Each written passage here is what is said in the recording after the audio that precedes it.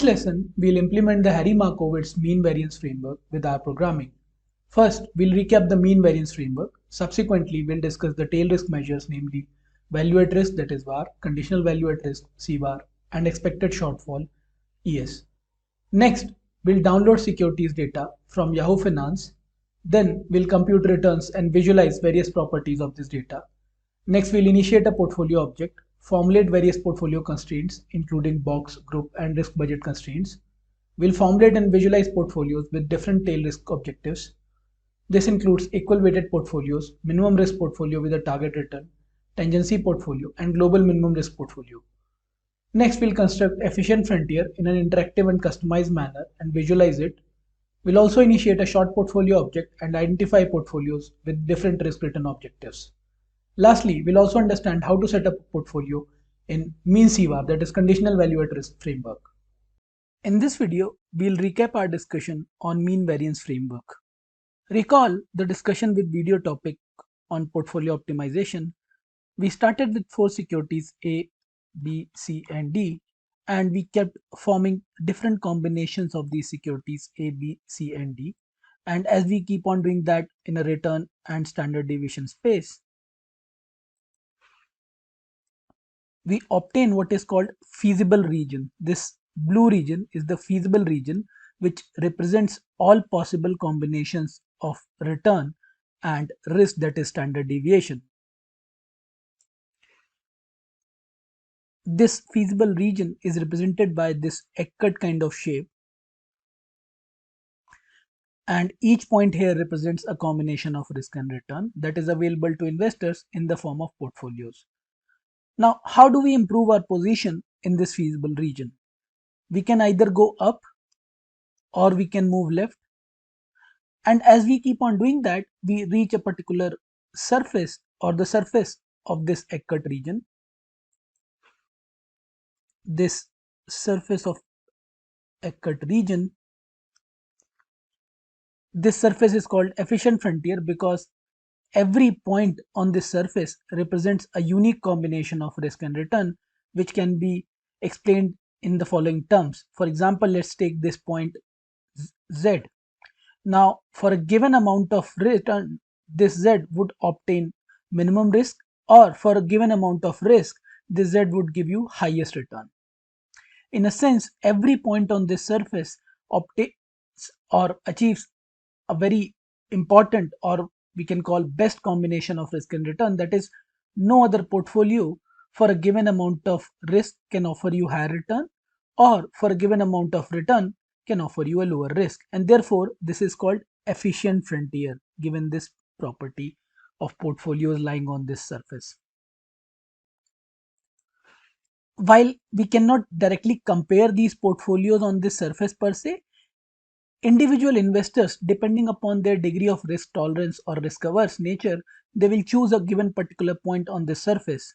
For example, an investor who is slightly willing to take more risk would probably prefer a position here, and therefore he would also be rewarded by a higher level of return. However, in contrast, an investor who is not so risk taking, probably more risk averse, and would like to take a position here, and therefore would be rewarded with this amount of expected return. In this backdrop, 2 points are very important, which is one is this S and one is this S dash, because this point S offers the lowest amount of risk. This is the lowest amount of risk available across the entire feasible region. So any portfolio in this feasible region does not have lower risk as compared to S. So this point S is also called global minimum variance portfolio because it offers you the lowest variance across all the available feasible portfolios. Please notice this term feasible portfolio. Feasible portfolios are all the portfolio set that are possible within this feasible region. Another portfolio S dash is important because it offers you the highest return across the feasible region. So any portfolio, if you take any portfolio in this feasible region, S dash offers you the highest return. And the surface, this efficient frontier represented by SS dash, is a unique and best combination of risk return profile in the feasible region, and that is why we also call this efficient frontier, this SS dash region. Also, while discussing this portfolio optimization scheme and efficient frontier, we noted that if risk-free lending and borrowing rates are available, which are same, then one can also draw a tangent from RF to this efficient frontier. And this tangent line will touch, let's say, at point S. Then this S portfolio becomes one of the best optimum portfolio, and a new set of efficient portfolios will emerge, which comprise the line joining RF to S. We also noted that on the left of this segment, RF to S, this is called lending segment because any point on this portfolio which represents a combination of available risk and return, which is RF joining S, RF to S, can be obtained by mixing some amount of wealth in RF and remaining amount of wealth in S. Let's say if you are investing 40% in RF and remaining 60% in S, then you can obtain this portfolio segment which is called lending. We also noted that on the right of point S, there is a borrowing segment which one can obtain by borrowing at RF, because we said RF is available for both borrowing and lending, and therefore a slightly more risk-taking investor who is less risk averse can borrow at RF and invest his own wealth at RS at this S portfolio, or the most optimum tangency portfolio, what we call, and remaining borrowed amount as well into S to obtain a position on this borrowing segment. And that is how this new efficient frontier is arrived. Importantly, this is also called two portfolio theorem or separation theorem, because now we need to only identify two portfolios, that is RF and the tangency portfolio S, to offer a wide range of risk return profiles, or what we call the new efficient frontier represented by this straight line. Also, now irrespective of investors or our clients risk profile, whether they are slightly more risk taking, less risk averse or more risk averse, we only need these two portfolios RF and S to offer them a combination or a choice or a portfolio of their taste and preferences that is desirable to them.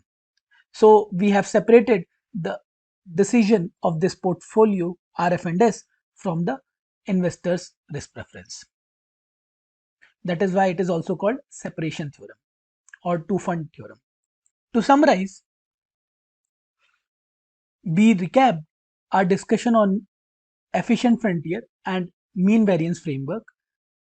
We also noted that mean variance framework employs variance or standard deviation as a risk measure. However, there are two very important risk measures that we also employ. One is called value at risk and another is called conditional VaR or conditional value at risk, or often referred to as expected shortfall measure, that we are going to discuss in the next two videos. In this video, we'll discuss a very important measure of tail risk, that is value at risk based models. If you are asked on any given day what is the probability that you can lose more than $10 million, then as a first step you'll try to plot your returns from negative returns to positive returns. These are your losses or these are your gains. And then also on the vertical axis you have frequency or probability density of returns. Often it is said that this kind of graph can be very nicely represented by normal or standard normal distribution. If you are using standard normal distribution, then on x-axis you have what we call z values or units in terms of standard deviations. This is a very effective way of representing the probability density distribution of variable like return. Let's say you plot this kind of graph and you find that at 5% cutoff, you start from this end to this end, and you find that 5% area stops or cuts off at a value of 10 million loss. Here, this point represents $10 million loss and the area under the curve is 5%. So 5% probability lies with a minimum value of 10 million. Then you say that assuming this was a daily distribution, then you can say on any given day your loss can be more than 10 million has a probability of 5%. Either it can be presented in terms of absolute value or also in terms of return form, that is X percentage, talking about negative returns or losses. So there are two ways to express this phenomena. One, you can either say that there is a 95% probability that your maximum loss is $10 million, or there is extreme 5% possibility, there is extreme 5% possibility that your loss can be more than $10 million. So these are two ways to express the same thing. And in that case, it is said that your 5% daily VaR is $10 million. There can be a parallel negative return in the form like X% or losses that can also be expressed in VaR form. So let's say this 10 million VaR was X%, then you would have said that your 5% daily VaR is X%, which is negative losses or negative returns.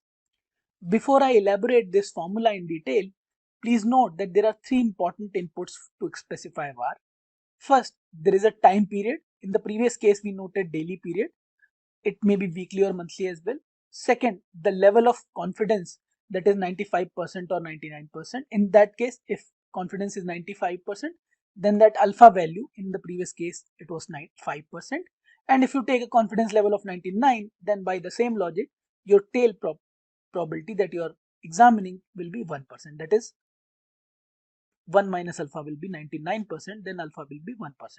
And lastly, the estimate of loss in absolute terms, this estimate of loss, which was $10 million in absolute term or in percentages term. Now, from our knowledge of standard normal distribution tables, we already know that if this point is supposed to be 5% tail, the 5% probability, then this line is 1.645 standard deviation on the left. We can identify this point as 1.645 Z value. So Z value equal to 1.645 on the left side will correspond to that 95% region. That means area on the left side is 5% and on the right side is 95%. Now let's come to this formula. What does this formula mean? This formula is quite simple. It indicates the VaR value for a given distribution of returns. Let's say you want to have this alpha value or value of significance as 5%. Then the VaR value is defined as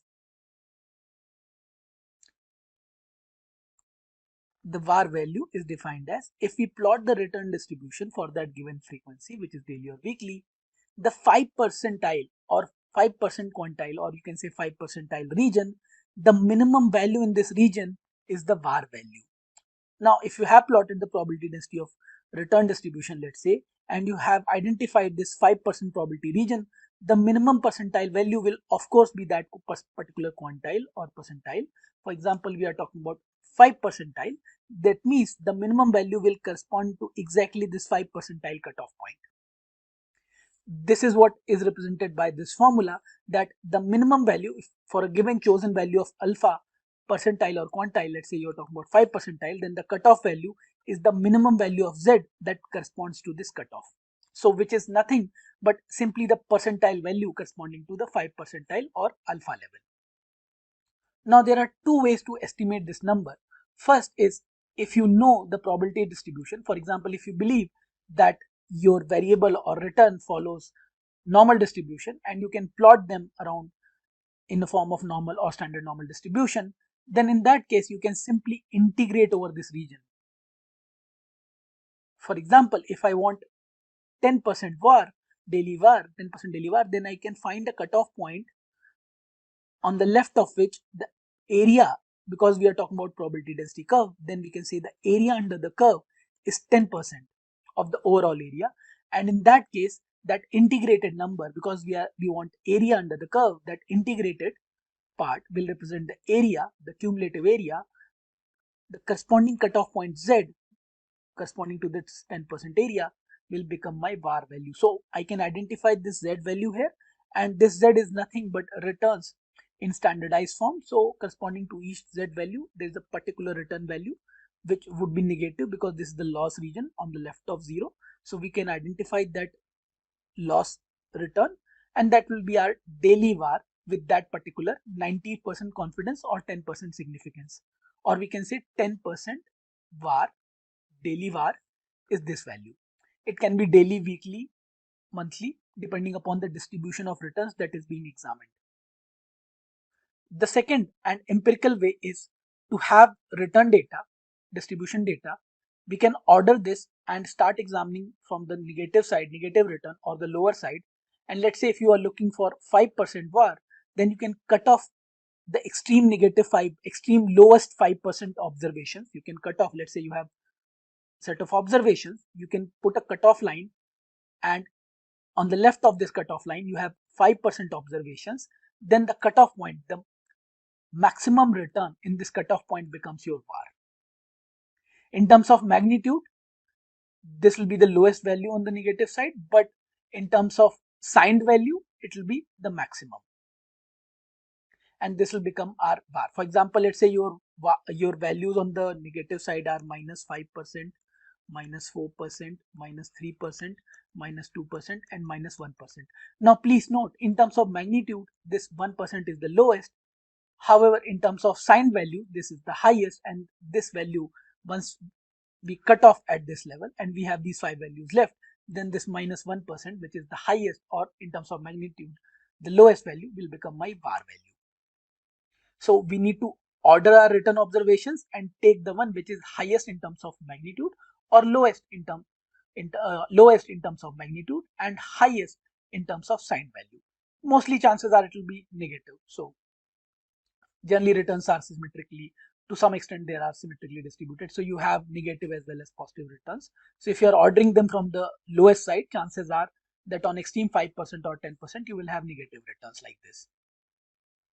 This value at risk measure is very often employed by banks to estimate the performance of their portfolios and possibility of extreme loss events.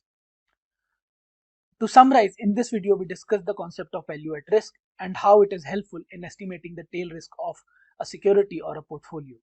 However, we noted that there can be instances that can and obviously will go beyond, and extreme loss events that are beyond this VAR level, and therefore we need a slightly more accurate and efficient measure to handle those situations that are extreme situations and goes beyond this value at risk measure. In the next video, we'll discuss that one such measure, which is called conditional VaR or CVaR or expected loss. In this video, we'll introduce a very important measure of tail risk, that is conditional VaR, CVaR or expected shortfall measure. VaR method, value at risk method, that we discussed in the previous video, considers all the possibilities with a given certain confidence interval. For example, we said we are 95% confident or 99% confident. However, there are scenarios when this position is exposed to those losses that are beyond these levels of 95 or 99% confidence.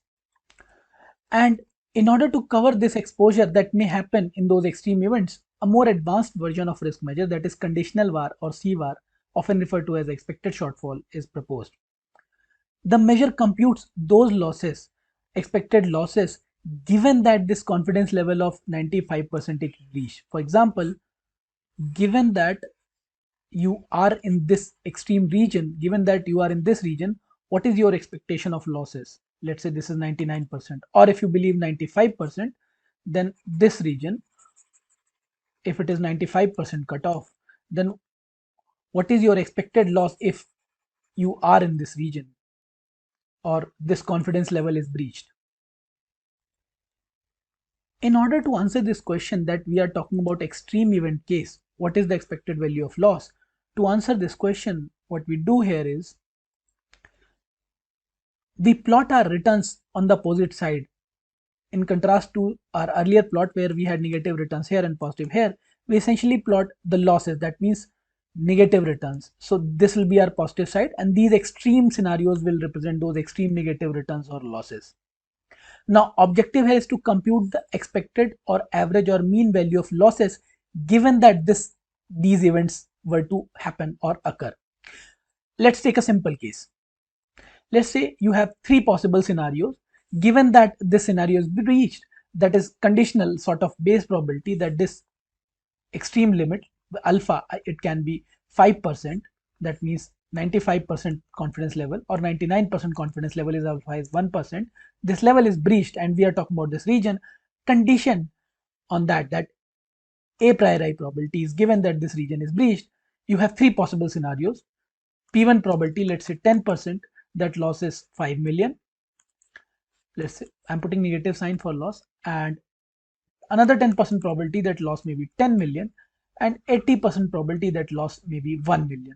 Then my expected loss, given that these are the only three possibilities, given that my losses exceed this level, then P1 into this minus 5, P2 that is 10% into 10 and 80% into 1 will be my resulting number. This is my 0.8, then this is 10 million, so 1, and then 10% with 5, so 0.5. So overall my losses are 2.1 plus 1, 0.5 plus 0.8, that is 2.3 million losses. So these are my 2.3 million losses, given that the losses exceed this level. So this is why this is conditional VaR, because condition that this VaR level is breached. So condition to that, what are my expectation of losses? Now this was a rather simple case for discrete events, and therefore it can be represented very simply like this, that condition, this is the conditional operator, condition that x is greater than VaR, that means my VaR level is breached, that is my given condition. What is the expected value of x, and which we simply computed as P1 x1 plus P2 x2 and so on. If your returns are in continuous form, or you believe that returns follow some kind of continuous distribution, then also the case is not too difficult. You have continuous value of return observations, you can plot them, and for each return observation there is a small probability density value that this return observation will materialize, or if you're talking about in terms of loss, then x value along with their probability density, and then you can integrate. This is 1 minus alpha region, please remember this is 1 minus alpha region, which is your critical region, your confidence level. Let's say here, if you're talking about confidence, let's say alpha, we are denoting slightly in a different way. Let's say my alpha is my confidence of 95%. So if this region is 95%, this remaining tail region of 5%, which is 1 minus 0.95, this 5% region, I will integrate from this 1 minus alpha point to 1. So I'll integrate from 1 minus alpha to 1. I'll integrate this x value, and df is my probability density, which will also a function of x. So I'll integrate x df, where f is a function of x, starting from this 1 minus alpha point, assuming that this alpha was my confidence interval. So from this 1 minus alpha to 1, if I integrate, I'll essentially get this probability, which is my expected value of loss, given that the value has exceeded this VaR level, and it will be something like 1 minus alpha to 1 integrate x dfx. To summarize this video, we noted that CVaR method accounts for extreme scenarios that are not captured by VaR levels. For continuous distributions, the area under the tail segment, as we noted, which is essentially the loss segment, which was obtained through integration, is a very accurate measure of that expected shortfall, or conditional CVaR measure. For discrete observations also, we noted that P1 x1 plus P2 x2 kind of probability weighted expectations can be employed to compute CVaR. Given that the VaR levels has exceeded, the a priori probabilities of these extreme losses P1, P2, P3 and so on can be multiplied by these extreme loss events x1, x2, x3, and these probability weighted expectations are used to compute our conditional VaR. As we start our journey of portfolio construction and its implementation with our programming, in this video we'll begin with downloading data from a very powerful and publicly available data source, that is Yahoo Finance. We'll start with downloading the securities. First, we'll download the relevant packages, starting from library command f portfolio, that is the most important package for this. Then we have library tidyverse, and we'll keep these packages loaded for times to come, so that whenever we are running a function related to portfolio construction or portfolio optimization, we are able to run those. Another important package is library zoo. We have library quant mode. Now that we have loaded the relevant packages, we'll start with the downloading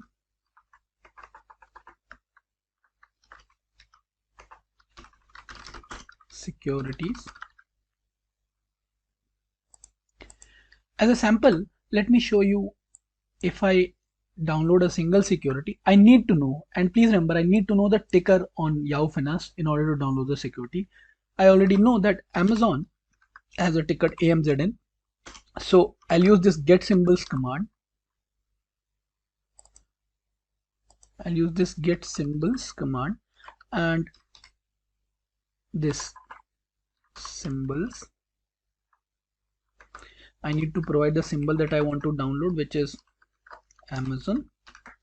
Now here I am downloading a single security. I am downloading all the data in this AMZN object, and I'll put this command auto.assign. I'll put this command auto.assign equal to F, and I'll supply the period also from maybe 2010, 1st of Jan. So this is my starting period, and I'll provide this data to 2021 December 31st. So this is my closing period. Now when I run this command, notice when I run this command, Amazon object is created on my environment. So when I run this command, notice as this command is run, data from Yahoo Finance is loaded. Let me see. Let us examine this object. So we have the following data, which is open, high, low, close, volume, and adjusted price is loaded. So we'll use this adjusted price series, which include any adjustment for dividend and other cash flows. So we'll use this Amazon.adjusted pricing. Let us examine the class of this object. So this is XTS or zoo kind of object that is downloaded. Now please remember, in order to construct portfolio, we need to download multiple objects. So for that, again, similar code is used. Let's call this multiple series object as DF or data frame. I'll use the same command with same symbols, get symbol. This get symbols command I'll use. But this time around, I'll provide a number of symbols because we need multiple stocks to construct our portfolio. So first, this symbol, this is for Nifty 50, NSCI, this is for Nifty 50. And I'll provide it in vector form. Next, we have this GSPC. This is for S&P 500. Later, I'll specify their more accurate names to avoid any confusion. Then we have FCHI, which is for CAC 40, major index in France. It's a major national index. Then you have GDAX-I. This is for DAX Germany, major market index in Germany. Then you have FTSE. This is for FTSE 100 in UK. Next you have stocks, which is major Euro stocks index. And then you have Russell, which is another Russell 2000, which is another major index. For this, which we have RUT. So these are the major indices that we have signed. Now, interestingly, in this particular command where I'm loading multiple securities, I'll not use auto.assign as false. I'll set auto.assign as true. So all the symbols will be separately loaded in separate objects, not assigned to this DF. And I'll use the same time window. The time window I'll keep as same, which I used earlier. And now I'll load this. Notice when I run this command, in my data environment, all the objects are loaded separately and each object contains the data. And now I need to combine the entire data object. So I need to use the tickers by the name they are loaded. Ticker, let's call them tickers. And I'll use these tickers as list objects, combine them. First is NSCI, Then I have JSPC. These names are the names by which they are loaded in my environment. I'll change them to more suitable names shortly. GDEXE, FTSE. So these are my objects. I'm using major market in D6. These are generally less noisy, so portfolio construction is expected to be smooth without any hassles of thin trading, issues related to thin trading and so on. So now I'll run this command and load and create a this object tickers, which is a list object. I'll merge, and this ticker, if I print this ticker object, notice it carries the consolidated thing. From this consolidated thing, I'll merge. These are all in the list form. So each object is contained individually. So I'll bind them together. Let's create a new data frame df1, which will essentially bind all the objects. Let's use this merge command to bind them. It will bind all the objects. Once I have bind it in df1, notice a large extensible time series XTS object. I'll select only adjusted prices. And how do I select only adjusted prices? It's quite simple. I'll use this final let's call it final underscore df, where I'll filter the df underscore 1 series, which is my combined consolidated series. I'll use this string detect command, and in this string detect function, I'll supply the column names of this df1 object, and I compare it with the term adjusted. Those columns or variables where this adjusted term is there, they will be selected and remaining will be ignored. And if I have done it correctly, let me look at final dot underscore df object, and let's see what kind of columns are there. Notice all the indices, only their adjusted prices, the column with the adjusted prices are appropriately selected. So this is my final data. To summarize this video, we loaded the relevant packages of F portfolio, Tidyverse, Zoo and QuantMode. Then we demonstrated how to download data for Yahoo Finance using a single security, that is Amazon. After that, we downloaded a number of securities from Yahoo Finance, that is Nifty 50, S&P 500, CAC 40 from Paris, DAX Germany, FTSE 100 from UK, stocks from Euro, and Russell 2000. And then we combined them, extracted their adjusted prices in our consolidated data frame format, which is final underscore df. And this will be further used in the subsequent processing and return computation. In the next video, we'll compute the returns and we'll try to visualize the data.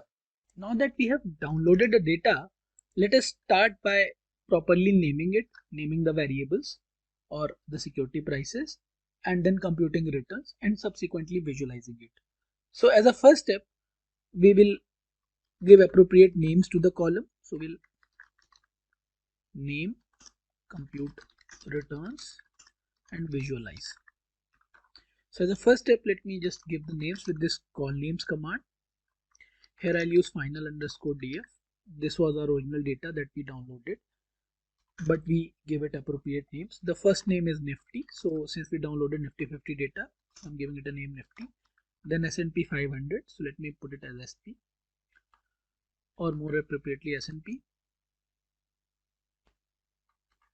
Next column is CAC. Then DAX. Then FTSE. Next we have stocks, Euro stocks, for stocks.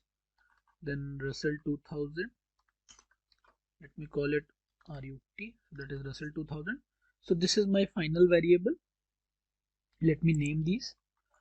And if you want to check whether names have been appropriately given, you can again type final underscore df, and you'll find that if I enlarge my console window, you can notice the names that I have given are here visible.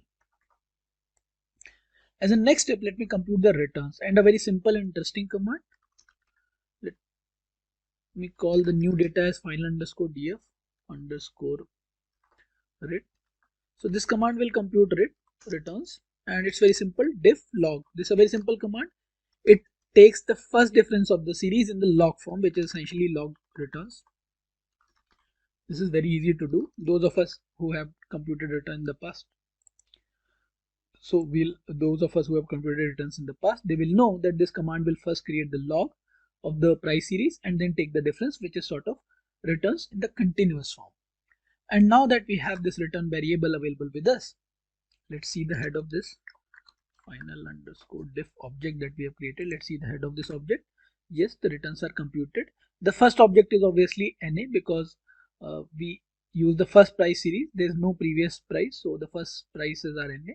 We can, in fact, to avoid any kind of trouble, we can just type this command and we'll use this na.omit to remove NAs from this object. So I'll remove the NAs from this object. Now NAs are removed. Also, this F portfolio object or library that we installed, it generally works well with the time series objects. There's a certain time series format that it's more suitable. So we'll run this time series command. And with this time series command, we'll convert our final dfret object to essentially to this final return object. So let me name it as final ret in fact. So this is my final return object that I'll be using. So now that we have downloaded and combined our data into final return form, let us start with a little bit visualization of the data. So we'll visualize the data now. To summarize, in this video, we gave the names to variables. So we appropriately named the variables with their proper security names, and then using diff log command, we computed the returns, and then we removed NA observations, and then we converted our return object to a more suitable time series object. In the next video, we'll try to visualize data and see its properties. In this video, we'll try to visualize the data. So we'll try to visualize the data. Let us start with a simple visualization command, which is plot.xts, and we'll supply this function plot.xts our final data frame, which is final underscore df. This data contains prices. We'll supply, since we have 7 price series, 7 indices, we'll use 7 colors. So this command will ensure that there are 7 colors, 1 to 7. Then central heading is all prices because we are using price series, and then we'll keep the y-axis as empty. So now I can run this command. Notice that once I run this command, I get all the price series on my chart. I can see all the prices. Also, you may want to plot all the series individually rather than putting them in single plot, so that you can make a more appropriate comparison and see their variation properly. So for that, you can slightly tweak the command. For example, you can type plot.zoo and then supply the same object final underscore df.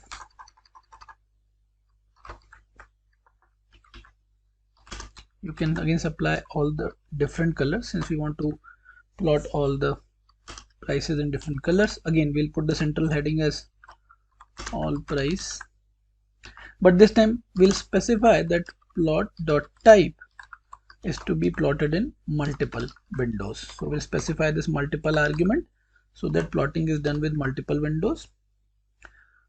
Also, we'll keep the y-axis as empty, and then we can use this 6.main argument to increase the size of central heading. Probably a larger central heading will plot. Notice now all the prices are plotted with different colors and different plot windows. You can see their movement more clearly than on the single plot. They are all visible. You can zoom it also. You can zoom the prices and see it. Sometimes you may be not very sure that which window plots which color or which window plots which series. So you can remove this y-lab which was empty, and now if I run this command, now this command is run where I have not specified the y-axis, so the original name from the series will be picked up. Let me just enlarge the plotting window so that we can see the graph appropriately. So if I run this command, notice that now the name of the axis that I specified earlier is also provided. So for example, Nifty is the black one, S&P in the slightly reddish color, CAC is green, and so on. For example, Russell is in sort of brown yellowish color. So we have all the indices that we can identify individually, in fact, on all the 7 indices individually on the graphs. Let's try to plot returns now. We'll make use of same commands. It's quite easy. So now it would be more appropriate to plot the return graphs on separate windows, because return is very fluctuating around mean of 0. It generally it is very fluctuating, so it would be appropriate if we plot them on separate plots. So again, I'll use the plot dot zoo, but I'll supply the final return argument. Here we have the returns, all the returns available. Again, all the 7 will be plotted in different colors. Central heading is all returns because this graph carries returns. We'll specify the plot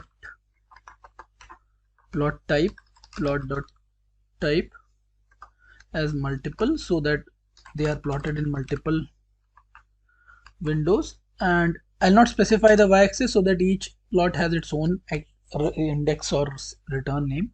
I'll just specify that sex.main equal to 3, so that slightly larger graph is produced. So now let me enlarge the plot window before I run the command. So sufficiently I've enlarged it. Now once I run it, notice all the individual indices are plotted and we can see the fluctuations.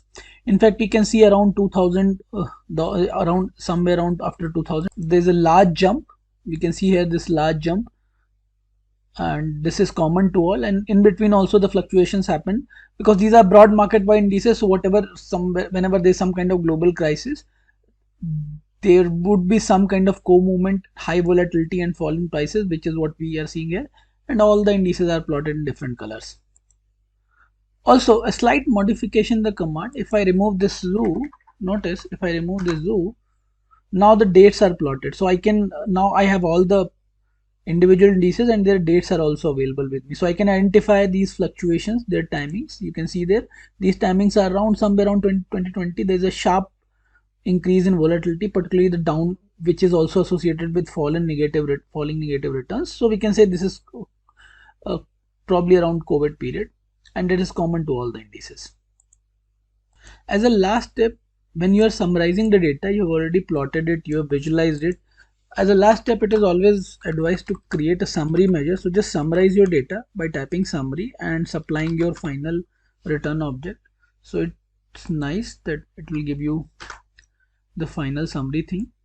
You can see that summary of all the returns is provided here, nicely printed summary. You have start and end date of the record, and you have Nifty, S&P, the summary returns are also provided. Nicely printed summary. We can see that extreme negative returns are always mostly dominating the returns.